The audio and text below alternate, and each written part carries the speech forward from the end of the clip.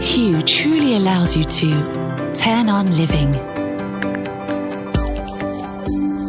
Innovation and you. Philips.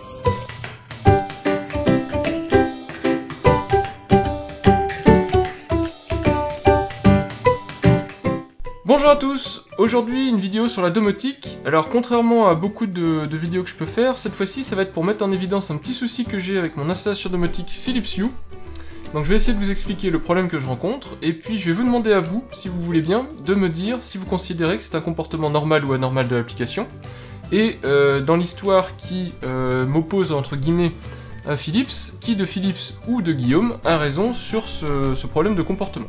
Alors concernant la petite histoire et de quand ça date, j'ai ouvert un incident, un deuxième incident au support Philips, le 16 décembre 2016, et la raison pour laquelle je fais cette vidéo et je vous la partage, c'est parce que on en arrive au 24 octobre 2017, donc il y a quelques jours par rapport au moment où je tourne cette vidéo, et j'ai comme réponse, c'est pas un bug de l'application.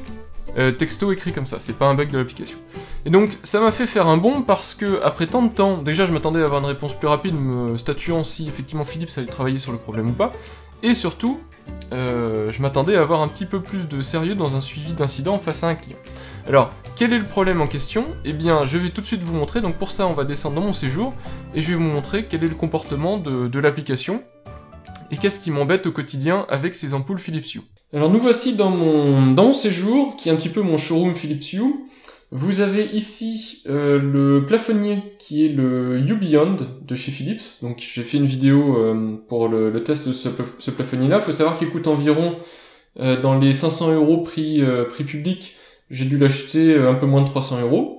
Et vous avez ici un lampadaire qui est équipé de deux ampoules Hue White and Color, donc deux ampoules qui coûtent chacune une cinquantaine d'euros à peu près. Voilà, et puis vous avez derrière la caméra, vous pourrez pas voir, vous avez encore une autre ampoule Philips, plus un Living Colors. Donc c'est un environnement assez compliqué, mais le principe général de ce séjour, c'est que vous avez, alors dans le coin qui est ici, je vais essayer de vous pointer du doigt, donc ici, là, vous avez l'encoche où je viens fixer ma télécommande Philips Hue. Télécommande qui pilote donc globalement la pièce, et qui me permet par exemple de diminuer la luminosité globale, etc. Mais aussi, via l'appui sur le bouton On, de passer à travers les différents modes d'allumage.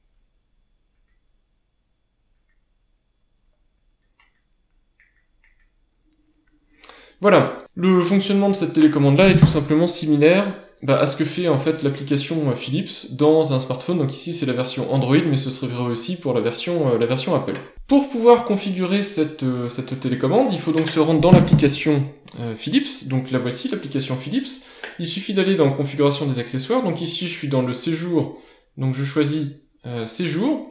Et vous voyez que quand vous sélectionnez le bouton On ici, vous pouvez choisir donc les différentes scènes à travers laquelle votre télécommande ou votre application, puisque ça marche aussi avec l'application Philips, dans l'application smartphone, donc c'est les différents scénarios à travers lesquels vous pouvez passer avec des appuis successifs sur Allumer.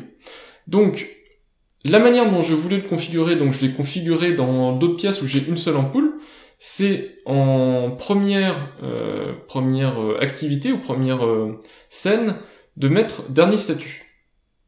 Donc dernier statut qui est, selon la documentation Philips, l'état de la pièce quand vous l'avez éteinte. Donc là j'enregistre le fonctionnement pour pouvoir vous montrer ce que ça donne. Donc en fait le principe de dernier statut il est assez simple. Si vous appuyez sur éteindre et que vous appuyez sur allumer, vous êtes censé vous retrouver donc avec la pièce dans le dernier statut connu, c'est-à-dire avec les ampoules dans l'état demandé. Alors, c'est tout l'objet de mon problème, de mon bug, et pour vous expliquer donc pourquoi sur des systèmes propriétaires vous pouvez vous retrouver avec ce type de souci. Maintenant, imaginez que je passe à travers mes différents modes, voilà, et j'allume en blanc chaud la pièce, et puis je décide de diminuer un petit peu la luminosité de la pièce. Voilà, donc là je suis en mode télé le soir ou film le soir. Avant de lancer le film, hop, une petite lumière tamisée, etc. Donc j'ai bien les ampoules ici au fond éteints, et puis le plafonnier allumé mais tamisé. Je vais éteindre la pièce et puis je vais la rallumer. Donc j'éteins et je rallume.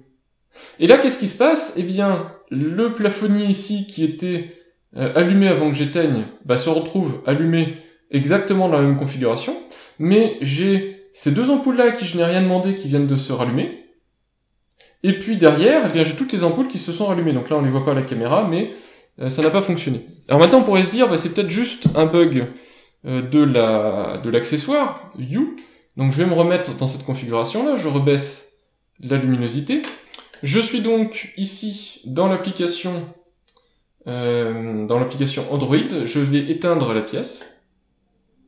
Donc j'éteins la pièce, je rallume la pièce. Et là, qu'est-ce qui se passe? Même problématique, j'ai bien le plafonnier ici qui est dans son état d'origine, et puis des deux ampoules ici qui se sont rallumées, entre autres, avec toutes les autres ampoules, alors qu'elles n'étaient pas allumées avant l'extinction de la pièce. Voilà. Donc c'est le différent, entre guillemets, qui m'oppose à Philips.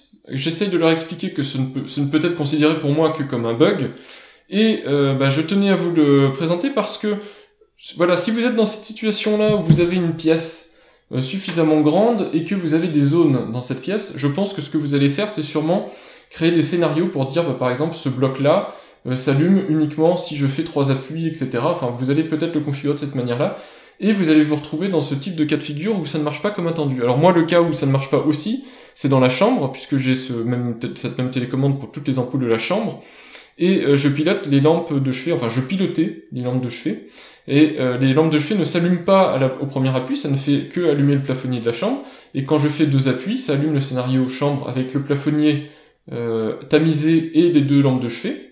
Et ce qui se passe, c'est que si j'éteins comme ça et que je rallume, eh bien toutes les lampes se rallument aussi au réveil, et donc voilà, vous vous en prenez plein les yeux, alors que c'était pas le mode précédent. Voilà, donc après ça, je veux bien croire que c'est une incompréhension de ma part, mais si vous utilisez les ampoules Philips Hue, faites très attention à ce dernier statut, surtout si vous remplacez tous vos interrupteurs de pièces par des interrupteurs Philips, alors celui-là ou d'autres. Eh bien, voilà, le mode dernier statut a ses limites, il fonctionnera bien si vous pilotez toujours toutes les ampoules allumées, mais à partir du moment où dans votre scénario vous avez des ampoules éteintes, eh bien, à mon sens en tout cas, ça ne fonctionne plus du tout, et c'est vraiment embêtant. Voilà, donc j'espère que vous avez compris la petite problématique de ces ampoules Philips, problématique qui ne touchera pas tout le monde, et heureusement, et ça reste de très bons produits, les ampoules Philips, j'en suis extrêmement content, je suis très satisfait d'avoir fait ce choix-là, et ça s'intègre très bien dans mon domicile, mais toujours est-il que sur ce point-là, c'est extrêmement gênant, et surtout j'attendais d'un petit peu plus de sérieux de la part de Philips sur la gestion de ce type de problématique. Voilà, ça remet en lumière en tout cas un sujet que j'avais évoqué il y a quelque temps sur le choix des protocoles un peu fermés, en tout cas des solutions un peu fermées, comme les Philips, même si elles s'appuient sur du Zigbee, mais comme les solutions Philips par rapport à une solution plus ouverte de gestion de votre lumière. Et donc ça met bien en évidence que quand vous voulez vous lancer dans la domotique, que vous voulez le faire un petit peu sérieusement, en équipant toute votre maison, il faut faire très attention aux partenaires entre guillemets évidemment, que vous sélectionnez pour équiper vos différents postes, donc éclairage, chauffage, sécurité, etc. Parce que, eh bien très rapidement, si jamais vous avez fait le mauvais choix, vous allez vous rendre compte que vous faites face à un mur, et que sur certains points, vous n'avez pas de liberté pour faire évoluer ou pour corriger vos problèmes du quotidien. Voilà, pour une fois, une petite vidéo un petit peu négative, en tout cas, qui voulait mettre en évidence un souci qu'on peut avoir avec la domotique. Mais en attendant, ça reste quand même des produits assez sympas à utiliser, et j'espère que je trouverai enfin une solution à ce problème. N'hésitez pas surtout à me dire en commentaire si vous considérez que le problème auquel je fais face, c'est un comportement qu'on peut juger effectivement comme n'étant pas un bug, ou si au contraire, effectivement, vous pensez un peu comme moi, que ce comportement est parfaitement anormal.